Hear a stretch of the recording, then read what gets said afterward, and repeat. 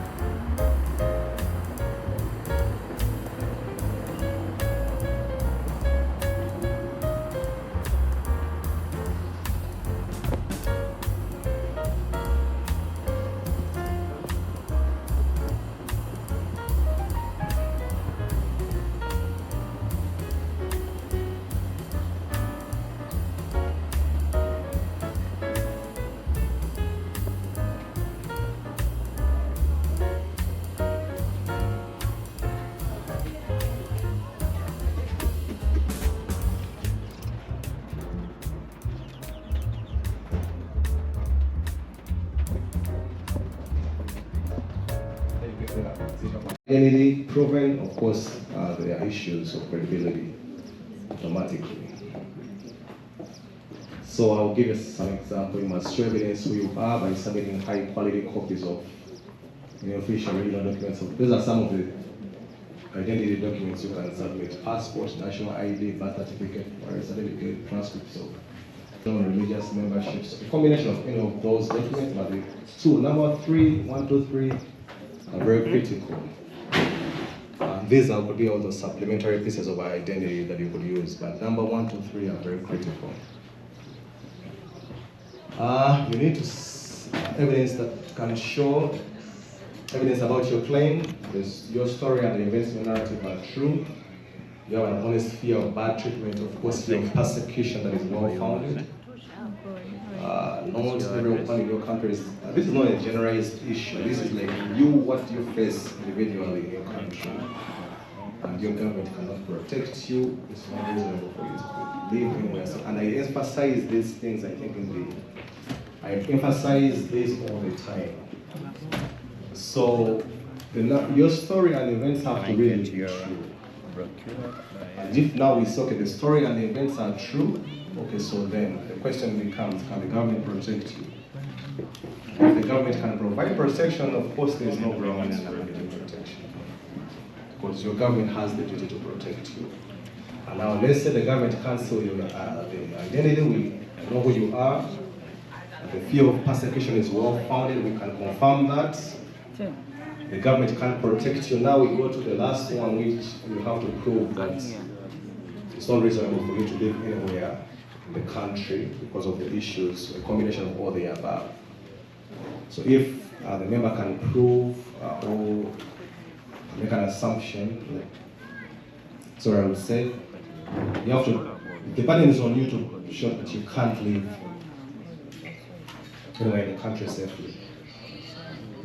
If you try to live in other parts of the country and you couldn't live there safely, of course you have to show that in the events, in the narrative. Some questions, of course, that can help you get evidence. Now you can ask someone, so try to, are there any photographs, letters, text messages, emails about the problems that you had? If the answer is yes, of course, gather all those details. Did you go to the police or government agency for help? Did you copy of the police report? You probably visit the police or the state authorities. There are circumstances in which you actually couldn't go to the police or the authorities, especially times where the persecutor is one of those elements. The persecutor is the police or the state, then it would be unreasonable for you to go there because, of course, a lot of other things will happen. If you sought medical help for the injuries, accidents that you had, then get a copy of the police records or hospital records. Then you have what people paid into your claim. There are people also conditions. You have evidence that shows the conditions in your country that are related to your claim. This includes a reliable report, political, copies of emails, letters, or courier slips to your refugee hearings for the tribe. read these things. The RIP, the national document packages are by default included as part of the evidence. The RIP has them, so you don't even have to worry about that. Yes, it is keep an envelope that you get original documents in, because the member may ask you to see it. The envelope will show who's the said, of course, and prove where it came from. But like I say, the NDP for your country is included in your refugee claim. You don't need to send that information to the board. The member will use the NDP by default. Some of the documents in the NDP will be old. Country conditions in the country could have changed. So if you have anything that is different from what they have, you could submit it. So, of course, the legal representative to see what information you include, the current newspaper articles, statements from personal witnesses, academic documents, academic articles, or human rights reports that you could use to submit for your claims. Evidence from witnesses. Now, you can have witnesses that you're hearing to speak about your claim. Witness is a person who has important information about you and your claim. You need to prepare each witness. Of course, that can be done by your counsel to answer questions. Very important. I think a lot of people rely on these ones. And every time you do this back home. It's evidence in court. The judge, of course, this is the judge for it's a member of the RPD. But if it's at the federal court, then it will have to be the judge. So the judge treats it the same as basically giving personal information, including their phone name. So every time you have to have a witness testify, give a declaration or affidavit, they have to provide the identity to support it. There is no other way around it. So you have witnesses that you put in the narrative. If you ask them to swear an affidavit in a declaration, you're going to have to provide, attach their ID to prove that this is where they are. They're named under a notary public, before a notary public and commission of oath, and then make these statements. So you have to do that. These are very important documents in proving refugee claims. So this is very important, I think, the identity, and I think you have to pay very critical, this it's an issue of very, it's very important, let me say that. The refugee claimant has an obligation to establish their identity. That's on you, because they have to know who you are. RPD Rule 11, of course, from our Rule 7 says that the claimant must provide several documents establishing that the identity and elements of the claimant. Claimant who does not provide acceptable documents must explain why they were not able to do so and what steps they take. So every time is what steps you took are important. First, it says section 106 and 11 place the onus on the claimants to provide acceptable documentation to establish the identity of the claimant's abilities. If a claimant cannot, your claim is abandoned, but they will give a chance to explain what happened. The purpose of evidence is to confirm the events or the issues in the case. So if you can't do that, it's going to be irrelevant. So try to check evidence very well and make sure that it's really considered. The issue is inconsistencies. And I say this a lot, I don't know why, but especially from witness report statements from home. Sometimes you're asking people to write things that don't even know the case, or were not even part of the case. And somebody just writes the times you attended primary school together, what kind of meals that you had together, the breakfast I used to have, and then they forget about the issues. And then they take this in front of the notary public, notarize it, and then you bring it, and then it's irrelevant. So try to do that, and I think it should be fine. Have somebody maybe review it on time, so that you make sure the evidence is really very relevant. So I want to move on from that particular evidence issues, and then go to the hearing part. Let me go very quickly. So I wanted to leave some time for us to answer some questions. Okay, so evidence is done. Now the hearing. Of course, like Immigration and Refugee Board is the independent administrative tribunal, basically operates less formally and more, not like this, more than the traditional court. So every time somebody says that I'm going to court, and then all these newcomers are scared. So, of course, everybody keeps talking about this is not a court. This is a tribunal, and the adjudicator is a member, and not a judge. Because people start visualizing, standing on over there on this trial stand, and then they visualize the judge and all of this environment. This is a very less formal proceeding. It's only, of course, the processes are similar somehow, but it's not a court and it's not a judge adjudicating this case for the refugee claimants. Unless it's a federal court issue, there will be a judge. But this particular one is a member of the board. And according to the Immigration and Refugee Protection Act, it requires that each division of the RIB deal with all proceedings before it as formally and quickly. So the informally is basically not in a more formalized fashion. And of course, taking into account the principles of natural justice and procedure of fair. It's basically everybody deserves a fair hearing.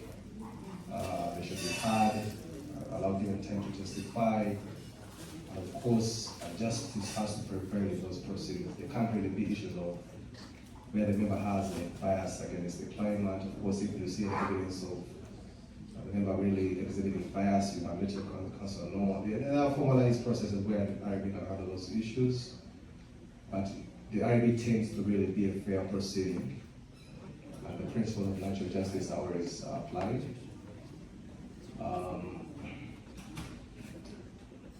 So that division hears the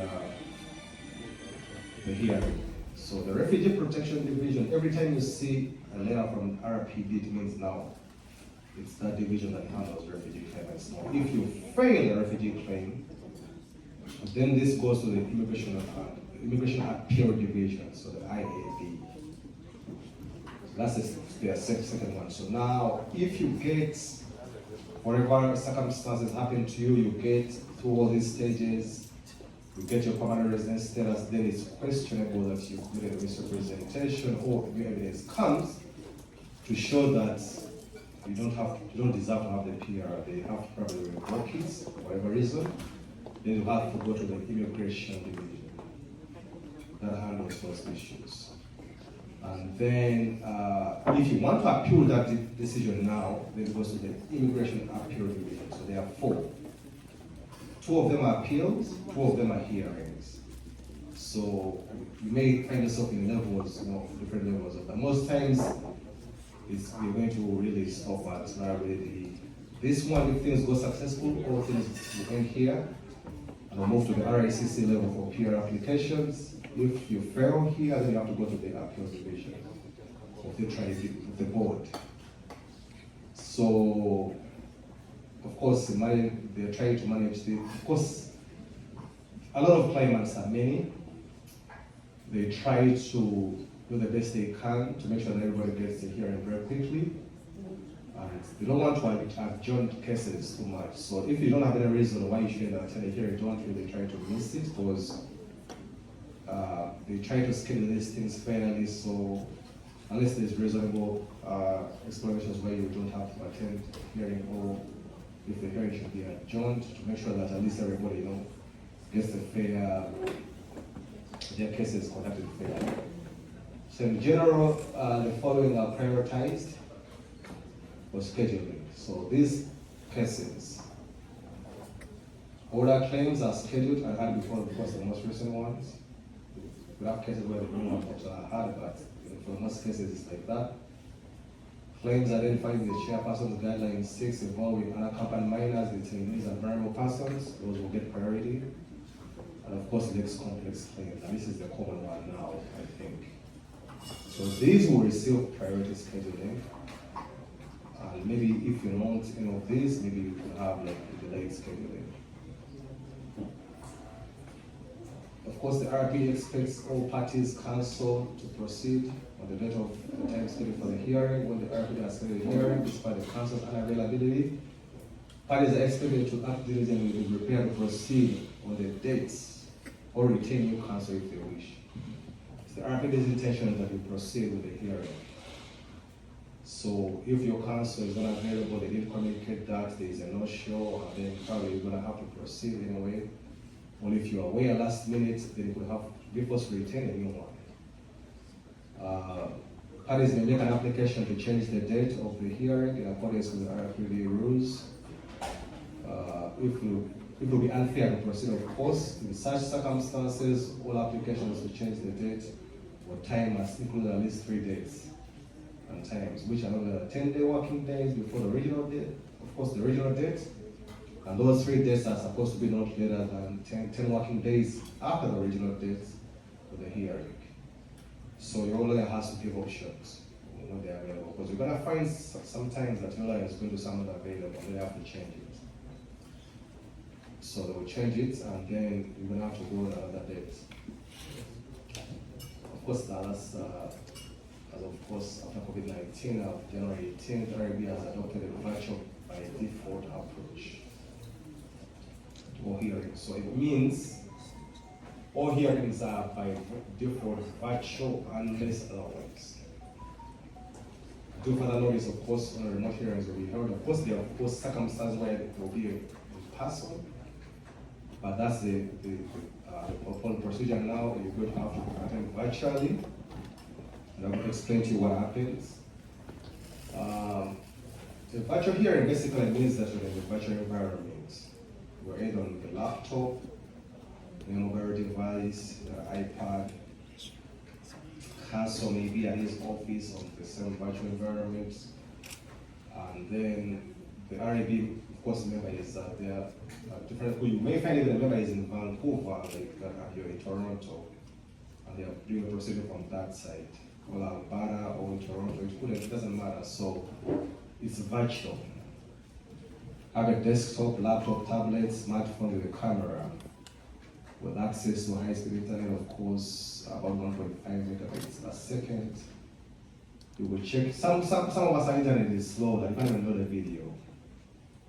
So if you can't, then you have to make sure that you go somewhere where you can actually have good internet connection, have access to phone throughout the hearing. This is not for talking purposes.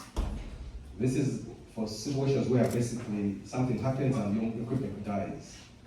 Power goes off, so then you can call. They will give you some time to rectify the issues if you can, but if you can't, then they'll force out to stop and then maybe reschedule that thing. But the purposes of having a phone for preparation in event something goes wrong, your camera goes off, it doesn't come back. They can't hear you, so you can always call. So have a home office technology set up. Alternatively, any claimants, protected persons who don't meet the number requirements that still want to have a virtual hearing, you may ask to do the hearing from the RIB office. You don't have any of those things, just let them know. You're able to go to their RIB location, and then they will give you access to use their equipment. And this was classified as a hybrid hearing because it's virtual and at the same time at the RIB location. On the day of the virtual hearing, participants might join the proceeding using a link and instructions provided in the registry. Participants, of course, should join 15 minutes before the time. The hearing says 8:45, just make sure that you're on. Some of us sleep too much, and then by the time you wake up, like almost 2 hours have gone by, so make sure that you prepare. Make sure that you prepare and do the best that you can, that you join in time. This link is going to be Microsoft Teams link. So that's like almost an alternative to Zoom, but for security, I think RIB is adopting Microsoft Teams. I think there's a lot of I don't know the reason why, but I think I'm assuming the security configurations are a bit higher compared to other environments. The hearing is recorded. You have to be aware, not you should record, but the hearing is recorded by the RIB. And participants will receive an alert and see a red dot that indicates the video and audio are being recorded. Of course, the member will let you know right away that they could record the proceeding. Okay.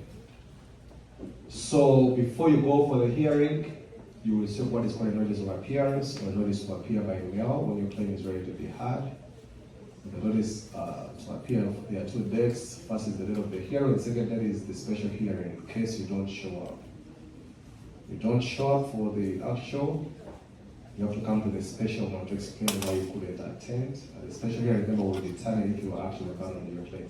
And I've been seeing these people get these for delayed submissions of their basis of claim. They give you 45 days to submit, but you wait until maybe 90 days. And then you get a letter that says you have to attend. They will write you saying that they deem that your claim is abandoned, but they will give you a chance to explain what happened. So even with basis of claim submissions, try to make sure that you follow. If they say 15 days, it's 15. If they say 45, it's 45. If you can't submit in time for any reason, always communicate.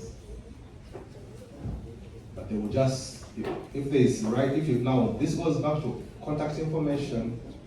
If you didn't update your information, and then you get a notice to your mail, nothing, you don't receive it, you get of course, a special hearing date, you miss it, then of course they will say you abandoned your claim.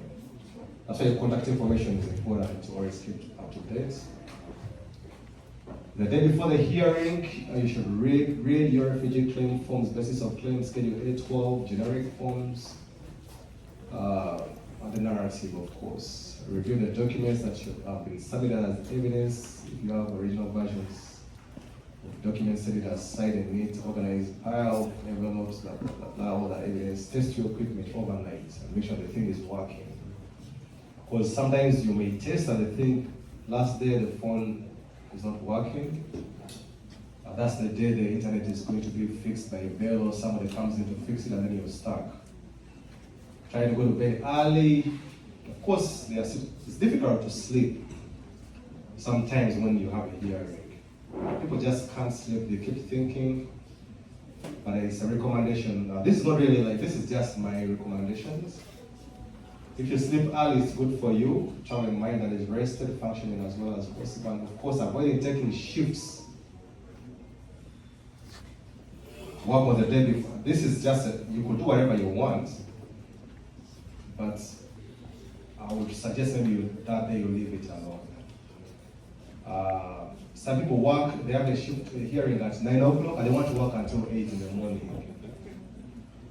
So you have to be reasonable and prepare. This is important and you have to really dedicate time for this one. And I put that in bold and underlined, like, this is a recommendation that I think you should avoid maybe taking any shift work there.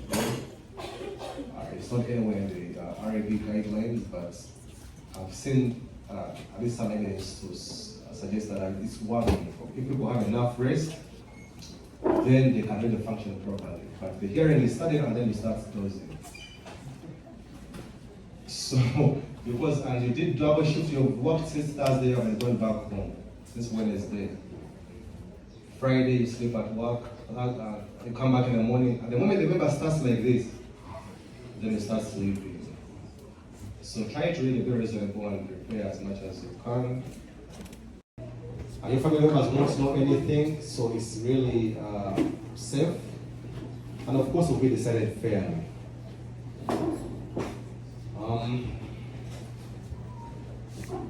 So who will be there? Member, of course, has to be there. They run the proceeding to make the decision. Remember, there's an expectation that the member will treat you with fairness and respect. Of course, with care.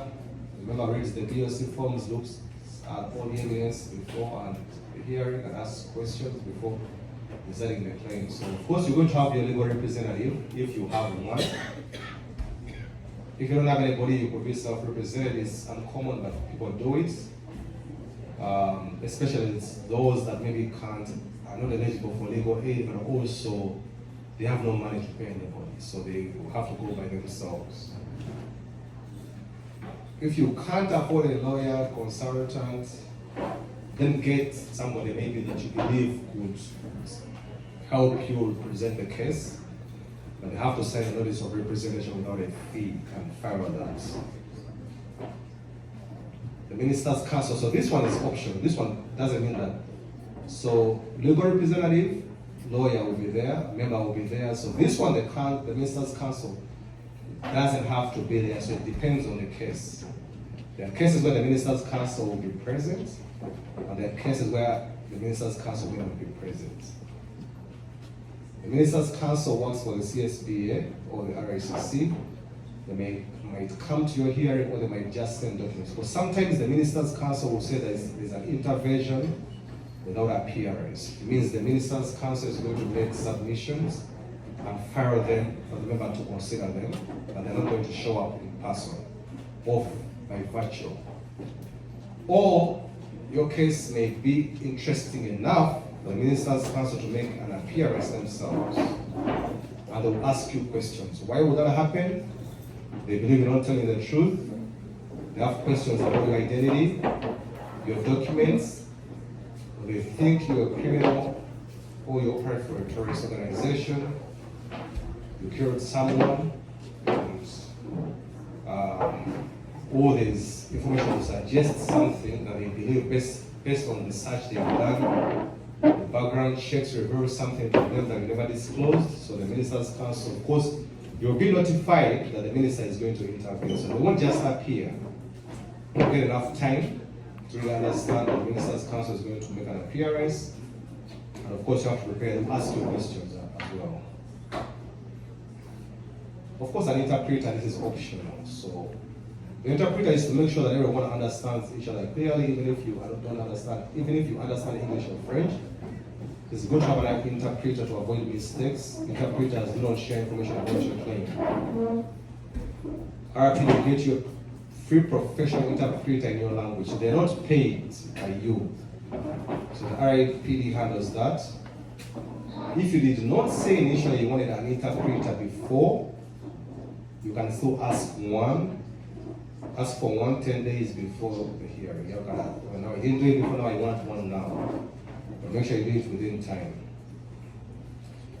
So basically, an interpreter is not there to help you make your case. Because I've been hearing some rumors, oh, I need an interpreter, ask them why. I'm hearing that they somehow, they say some things there to the member. So that's not the reason. The reason is for them to interpret what you're saying to the member. So don't go there with the expectation that somehow they're going to really, help you with the case.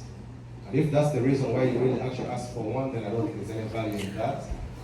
The case is yours to prove from the interpreter, and so the burden is on you to prove your case. So basically, this is what I was summarizing, but that's like a more physical environment. Previously, that was if it's a physical proceeding, then maybe that's like the layout looks similar to that.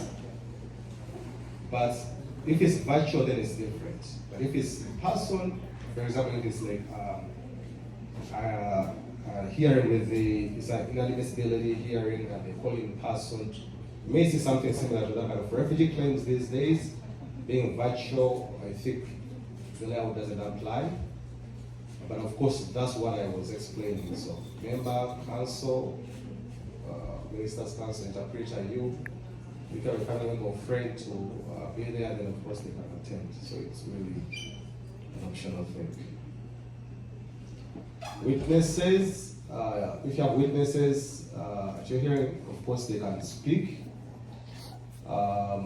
They can be an expert, like I said. Choose witnesses carefully with help of your legal representative. Make sure you prepare them before the hearing. Let your witness know. Because sometimes you call people that don't even know anything. And then you call a witness and the witness just destroys everything that you've done. So be cautious and also make sure that the witness really has your interests, because you may call somebody and they really not having, of course, maybe I would say they're not interested in your case. They will come, but of course, they will not be relevant, not say things that are important. So, or you will have a witness that comes from a shift in the morning. They have to they also need to rest properly, and they start talking things really that don't make sense. So try to choose them carefully, have them prepared. Because if you meet with the witness and your counsel, at that point you can determine, I don't think we can meet this person really, based on the conversations.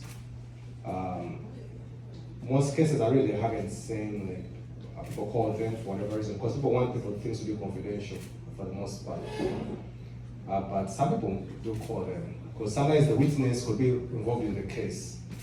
You left them home, and by the time you realize they're also here, and then they're almost the person that was part of your claim.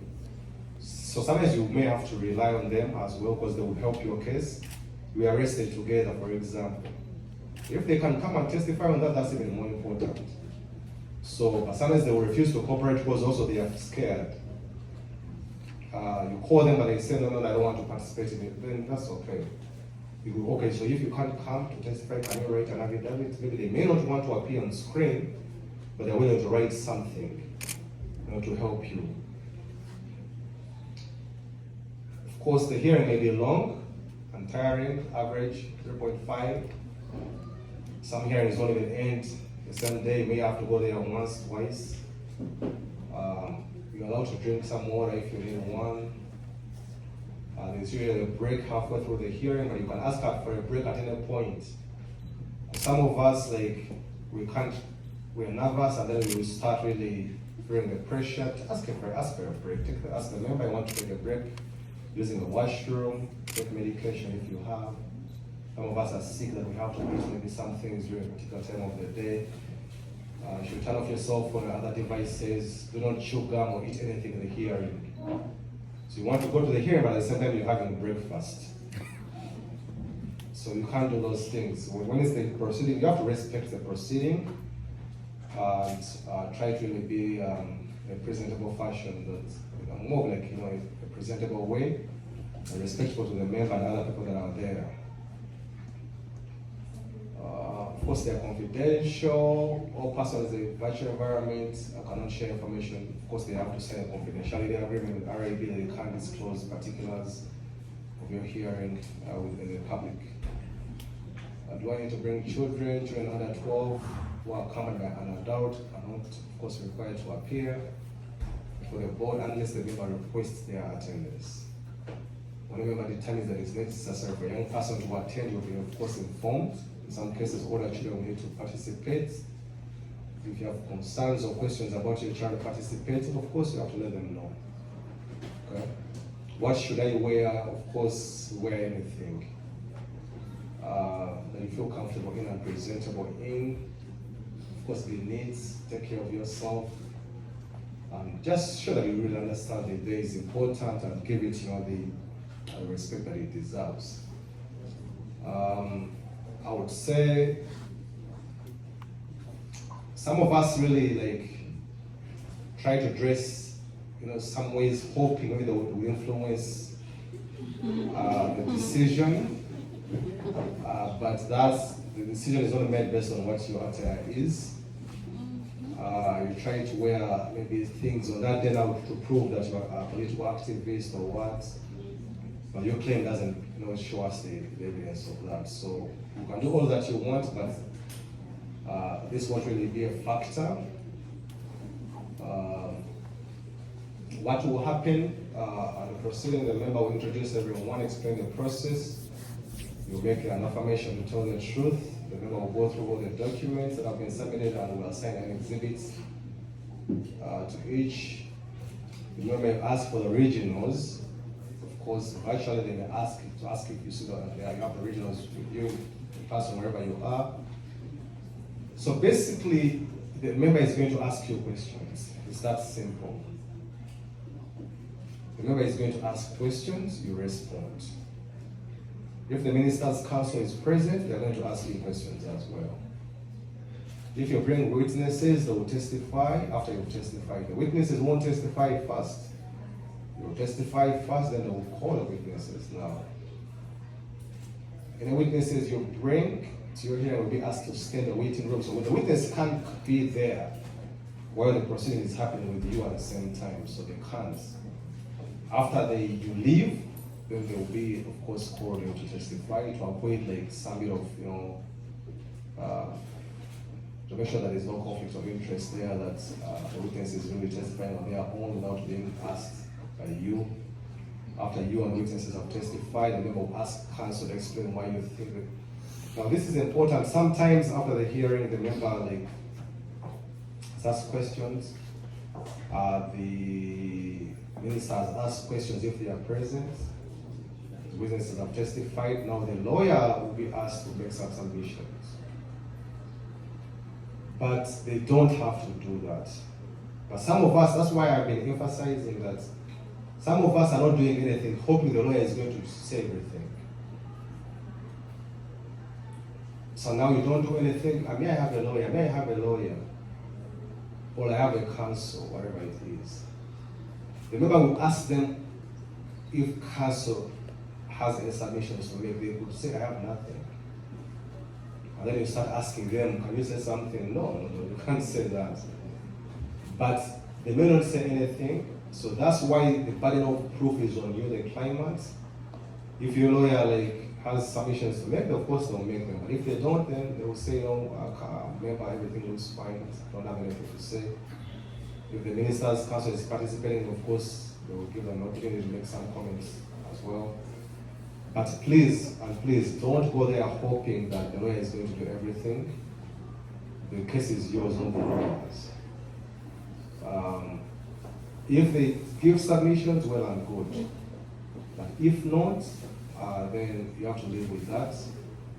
And of course, you and your lawyer will have a plan before you go in. Okay, just try to have a relationship and understand the case and have the plan for the case.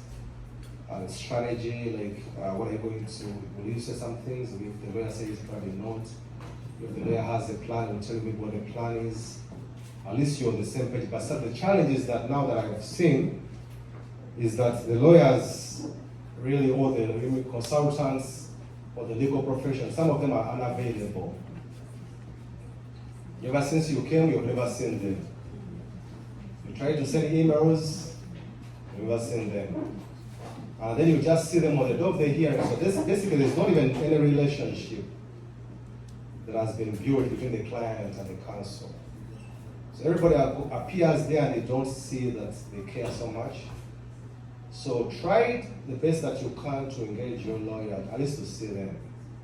Because that in-person meetings help to establish that kind of relationship. But some of us, lawyers are too busy, they have very many cases, they may never see you until the hearing, and even, I didn't even know that come. Every hearing day, the lawyer gives you last minute, and I won't be able to make it. For some of them, what I've seen, you have to keep engaging with them. I know the status of how things are going. Is your certificate even still valid? Because I've seen cases where the person doesn't say there's no contact, everybody waits for the hearing date, and the lawyer calls them a night before the hearing. The hearing is at 9, and the lawyer calls them now, maybe this time, and tells them, by the way, your certificate is expired. So if there's anything you can do, at that particular point, even you can't call legal aid, it's too late. And the lawyer says, so for me to make an appearance, I think you have to pay maybe 4,000, I think, or 3,000. So if you don't do that, then I think you have to go. So there's so many things. And what I'm telling you is really real life situations, because I've met with people calling me that the lawyer now is saying at 6 o'clock, 6 p.m. and they are telling the claimant the certificate is expired. Some of them, and I think this wave of refugee climate that has come in has really also raised the appetite for the lawyers.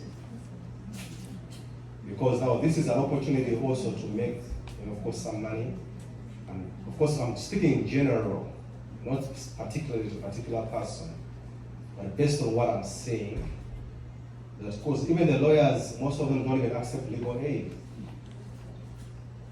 You give them a legal aid and they say, no, me, I want 5,000. and they're entitled not to really actually take legal aid. But now you find the claimant struggling because the lawyer says he wants 6,000. You don't have it. And now the lawyers are so full and overbooked that it's even difficult to find one. Now you start scrambling around, overworking because you want to raise that money, and then you abandon everything. You have to do it. At the time of the hearing, you have the money, but you're not prepared.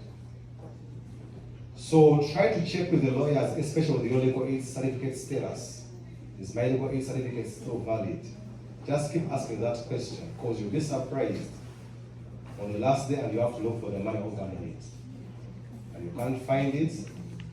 And of course, some people have proceeded without, some stuff really happens, but you will have to find a way to how to handle that. So keep checking, try to push for a meeting if possible. I want to see you, I want to see you. I mean, if it's once. But if you go for the hearing, and because of the workload, they're taking on a lot of work. And try it, every time there's a submission to make, my recommendation is that you go there and try to make the submission in person. Tell the council that I want to come and submit at the office, if possible. Because what happens is that the lawyer will tell you that I've submitted. And then you sit there, and then you check on them on the week, and they ask you for the evidence now.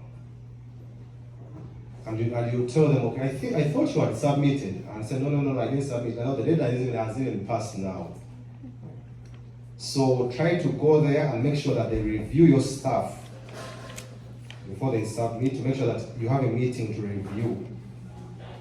I can tell you that your success in this particular issue is proportional to the efforts that you put in. Lawyers, counsels, consultants, even representatives without a fee, because some of the evidence is a lot.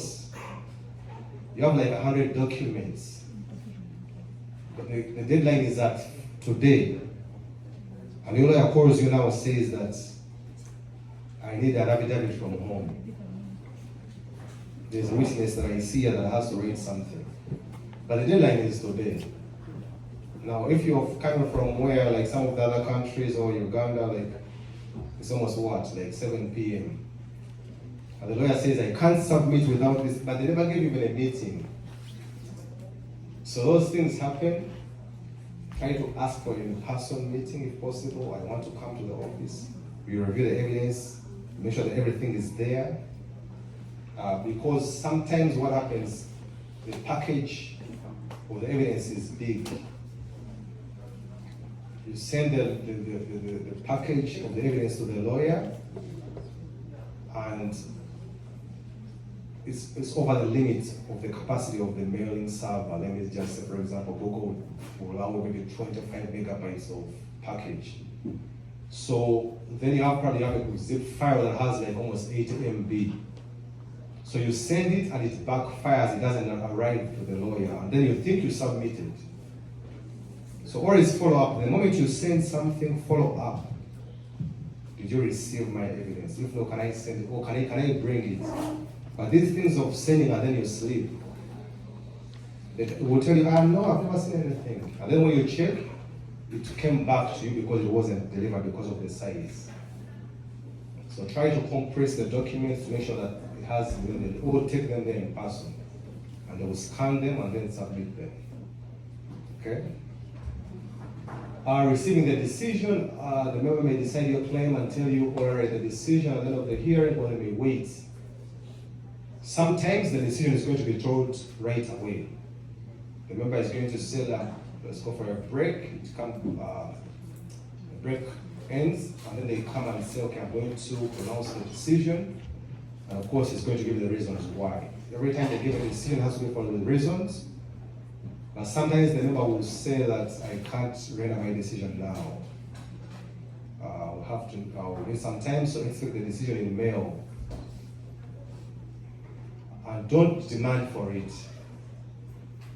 No, I want it now. No. So you can't say that.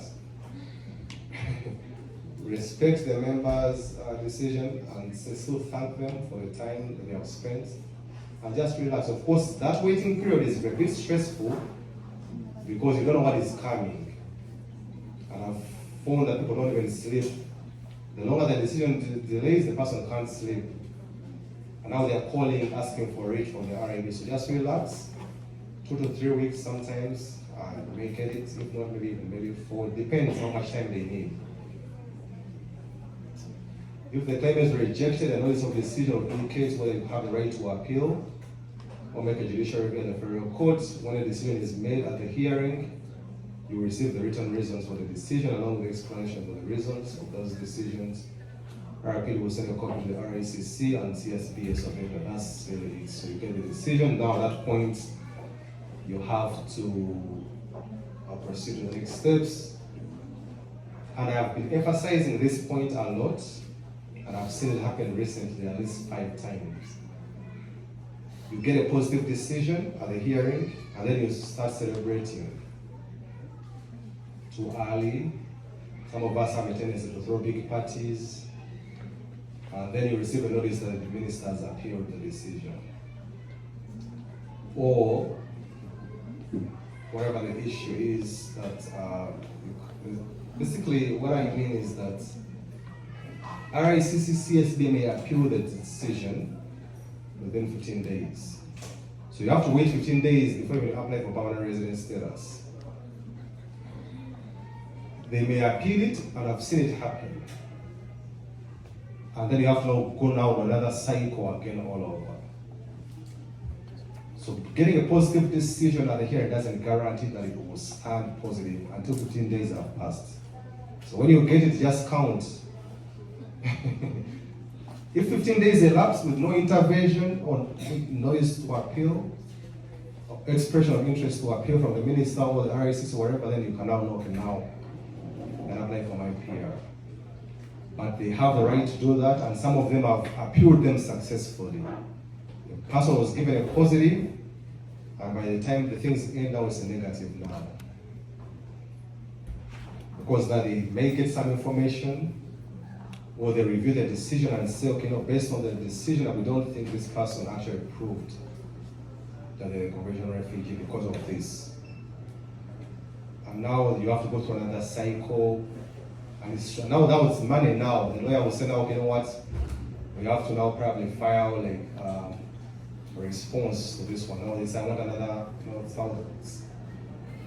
So then you only have to do have the money. So if you receive a positive, you get a protected person status. Of course, if the minister does not appeal within 15 days, this means you can stay in Canada and apply for PR.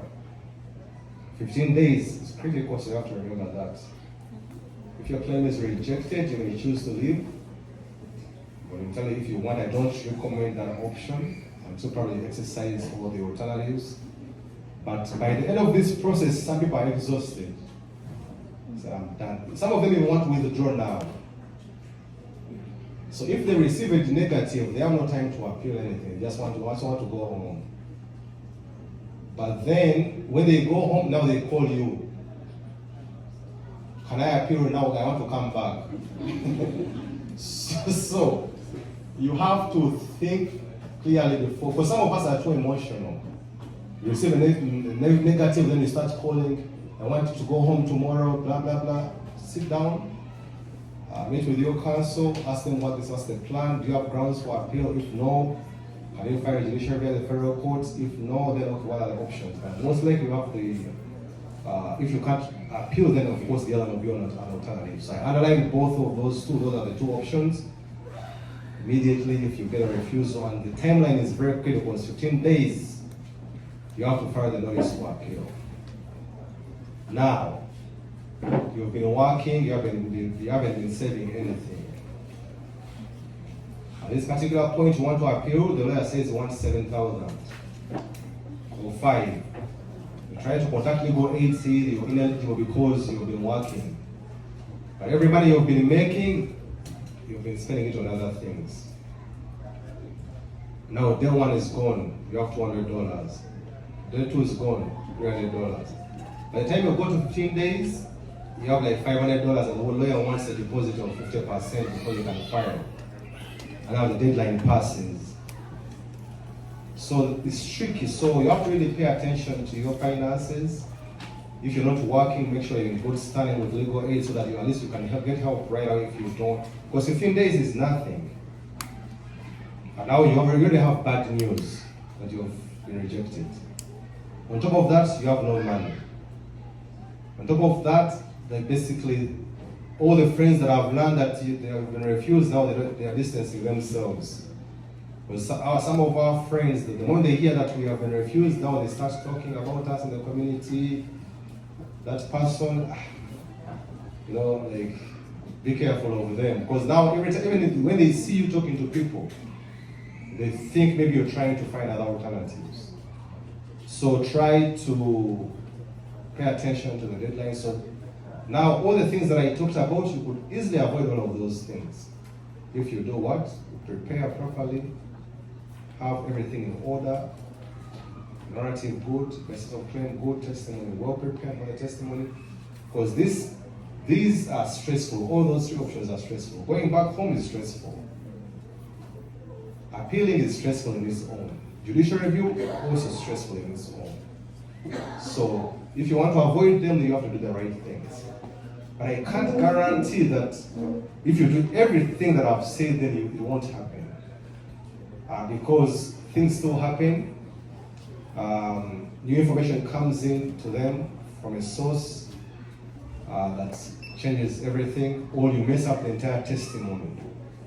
Evidence was good, narrative was good, but the testimony is really so bad because you were nervous and then you just started messing up everything. So, but for the most part, if you prepare properly, good things happen. So, why you may be rejected, that could be one of the reasons you don't believe your claim. Number two, you can't prove your identity is not clear, you didn't show good reasons, they need protection, authorities can protect you.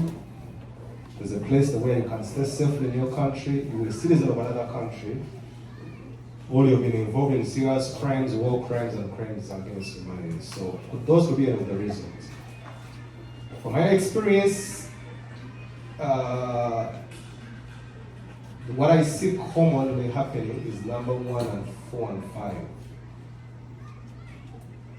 And basically, claim doesn't make sense, let me just say that. You have protection from the state, and also you have a safe place to live in your country. So those are the common ones. And maybe, of course, identity, but those are the most common ones. Being a citizen of another country, I haven't seen it so much. The last one, I haven't seen serious crimes, war crimes really so much, but it happens for some people. So basically, in summary, those are the options. If your claim is rejected, number 1 being the immediate option that is available. Number 2 being the second immediate one. If you're number 1, you're ineligible. The last 2 have about 12 months. So you can't exercise the option of applying for the last 2 until 12 months have elapsed since the date of the negative decision. But of course, upon review of the CSB officer, number 3, there will be options why they will allow a prayer to happen. Number 4, of course, best interests of the child and like evidence of having other elements like medical conditions and stuff that are, of course, put in a compromised position, the bar would be lifted. So it means you wouldn't have to wait for 12 months for both the 2, but for the most cases, 2 and 3, 3 and 4, you have to wait 12 months since the date of the negative. So the most common option is number 1 or 2. Of course, you have to talk to your legal representative as soon as possible to discuss which is the best option. Make sure that we're still on time. RAB hearings virtual, hybrid. I explained virtual, you are alone at your home or office location.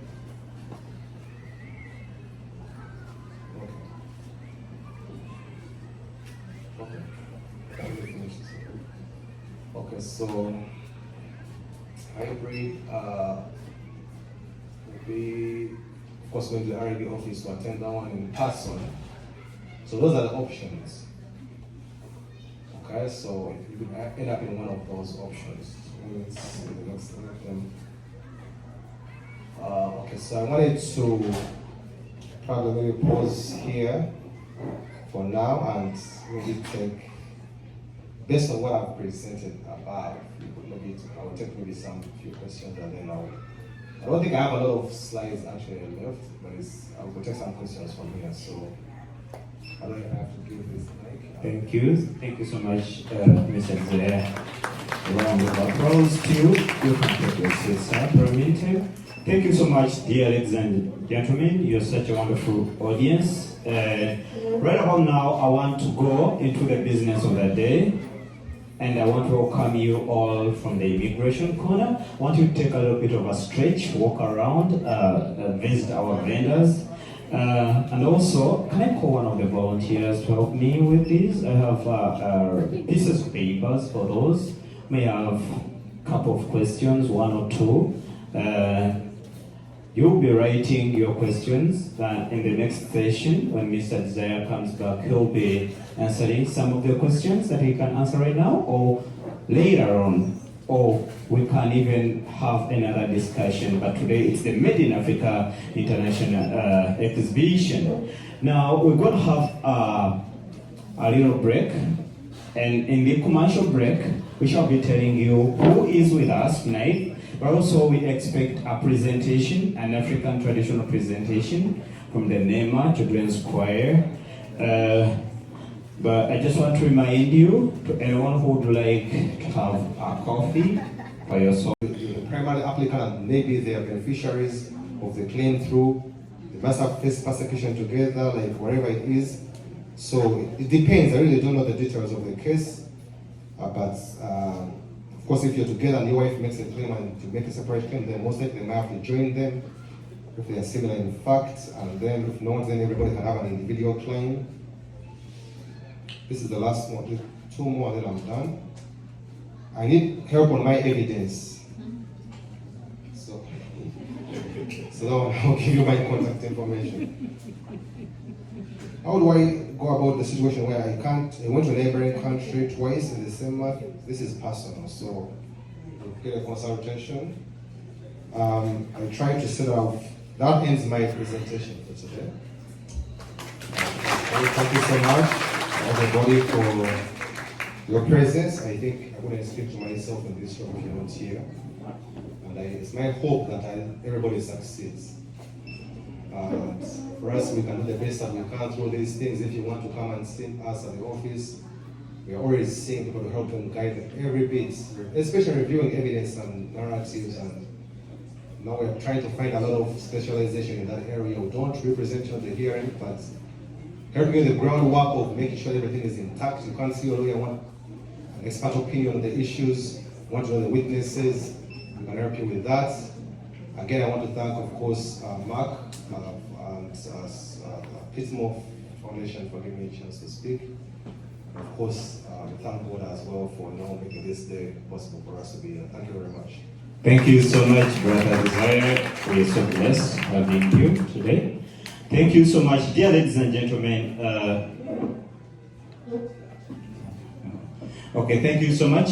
He has fully navigated one of the avenues people have immigrated to Canada, but I just want to remind you there are very many other options other than that. One is the economic immigrant, where Canada determines that you're important to the economy of Canada, you can contribute.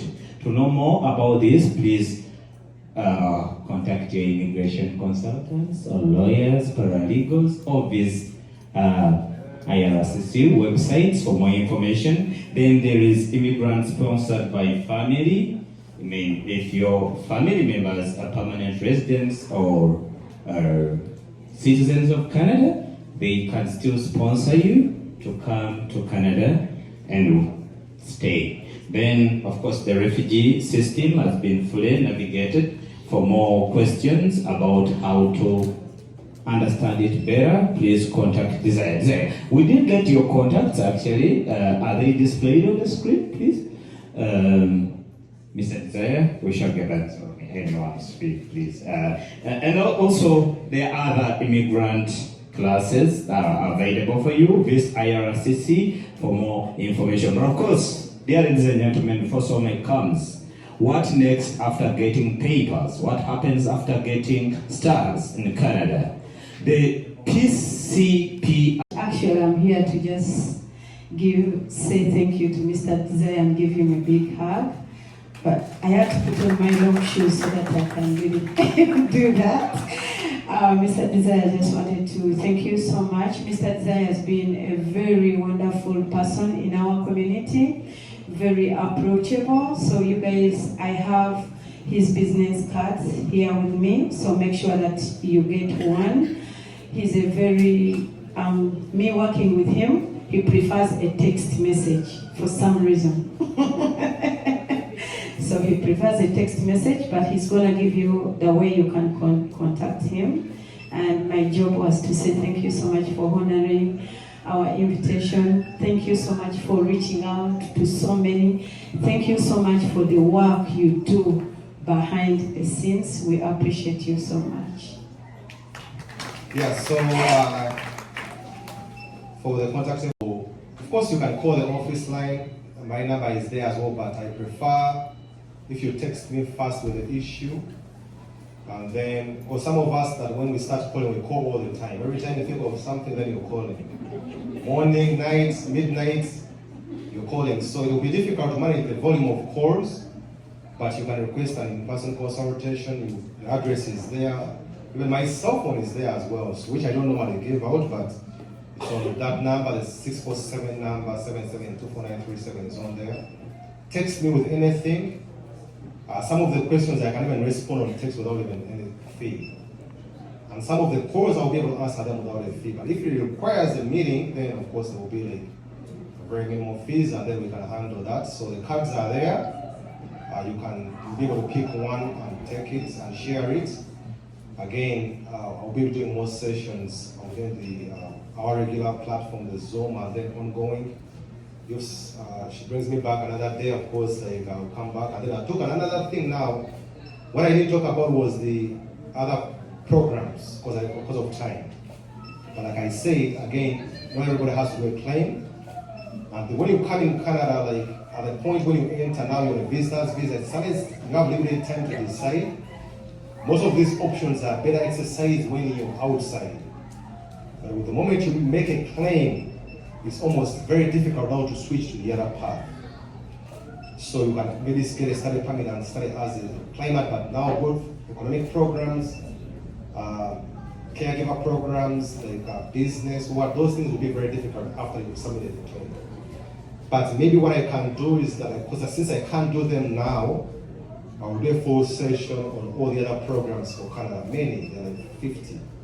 And then maybe we can, understand, teach our people back home what to do, because a lot of people are messing up things by applying for asylum when they shouldn't have done it. I'm not saying it's bad, but because other programs have more benefits. So you're able to leave your country with your PR status and come in Canada with PR status, have your family come with all PR status, all of them, through other pathways. And because of time, of course, the schedule, I can't do that now. But I promise to do a Zoom session. Of course, I'll give you those that are connected with her, you get a flyer. And that will be probably in July or June. And then you will learn about all the other programs, all the options. And then if you're studying in Canada, what are the options if you're studying? Of course, what you can do, other things as well. So I think that's maybe contact information, cards are there, and then we'll give you the meeting. Okay, thank you so much. So newcomers, directions to the office, address is 40 Wilford Drive. That's WYNFORD Drive, and it's on the card. Major intersection, Don Mills and Eglinton. So if you arrive at Don Mills and Eglinton at the intersection, you're going to see the new station they are building. Just behind the station, you'll see the building has 40 Wilford, just behind the superstore. There's a building is brown, it has number 40 Wilford Drive. For the most part, like if you come to the office, sometimes I'm not even there, but most likely you'll see this lady Faith, she'll be there. She can maybe schedule for consultations. Also, actually, we do have like another program that we are working on that helps newcomers on other things. Refugees, settlement issues, benefits, and stuff. All those things she does those things. So if you come, you may benefit even more than just immigration. With settlement issues and referrals, we do referrals to other organizations. So all those intake you to the system, and we start referring you to some of those other organizations. That program is called the RISE program. So it's a separate entity from this one. It's the Refugees and Immigrant Support and Empowerment Program. So we are doing that slowly, and she does most of that work. So when you go to our office, she will do the intake and start helping you find other referrals or things that you need. Some of us don't know how to apply for benefits and stuff like that, so she'll do those things. Okay, so I would say thank you again. Thank you so much, Mr. Desire. And before I give back the mic, Mr. MC, I just want to introduce this gentleman. His name is Phil. He doesn't want me to say his last name. Are you married?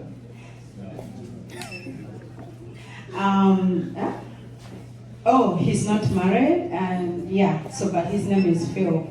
So if you've worked with us, there are some people who are here very early in the morning to set up.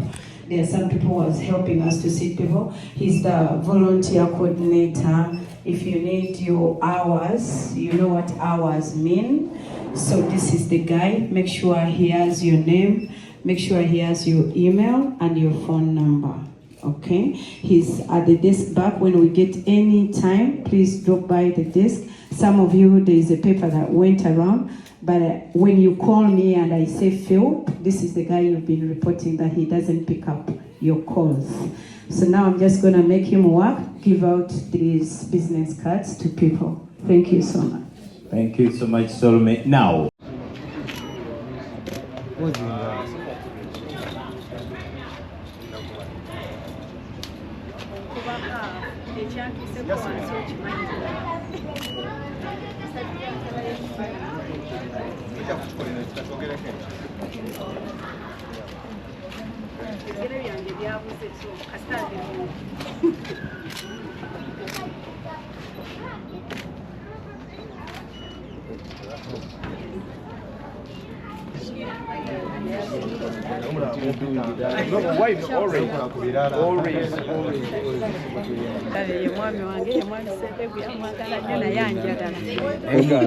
Netwebaza omukulu Desire Session gyawadde baganda baffe, so byonna tusaba nti buli kimu kijja kutambula.